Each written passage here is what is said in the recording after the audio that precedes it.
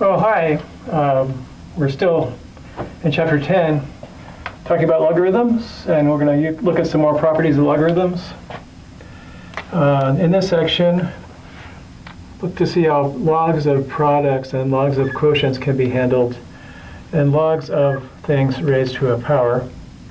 And then we'll use those three rules to either expand or combine log expressions, which is helpful when you're trying to solve equations. To start off with, we said we'll start with the product rule. Here's the product rule. It says that the base b log of x times y is equal to the base b log of x plus the base b log of y. So we notice here we're multiplying, and here we're adding. And that's kind of because logs are exponents. We have some conditions. In order to take the log of something, the something has to be non-negative. So the x's and y's have to be positive. It can't be 0 either. And the base has to be positive and not equal to 1. That's what we needed for exponential functions, and so the log's the inverse. So since log's the inverse, we use the same rules. And okay.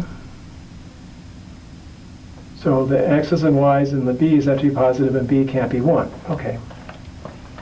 And the way we're going to show that this holds is by raising both sides to the b power. So if I raise this side to the b power, b to the log b xy, there's b and log b. They're inverse functions. So you get xy back. And then if I raise the other side of the b power, b to the log bx plus log by, I can use the rules for exponents to write that as b times the base b log of x times b to the base b log of y. So when you multiply exponential expressions, the exponents add if they have the same base. So this is equal to that. And each of these are the inverse function rule for x and y, so you just get x times y. So each side, when you raise them to the b power, use them as an exponent on the base of b, you get the same answer. And then we know that exponential functions are 1 to 1, so if you have the same answer, you have the same input. So these two inputs, this one here, and this one here, and this one here, if I put them as inputs to the exponential function, I get the same output as 1 to 1, so those inputs have to be equal. And there's no shorter way to do it. There it is. And here's some examples of how you might use it. You might take, I say that base 3 log of 35. 35 is 7 times 5. So I could write that as base 3 log of 7 plus the base 3 log of 5. Since that's 7 times 5, that's 7 and 5 with a plus sign. Or I might have something added together, base 2 log of x plus the base 2 log of 7.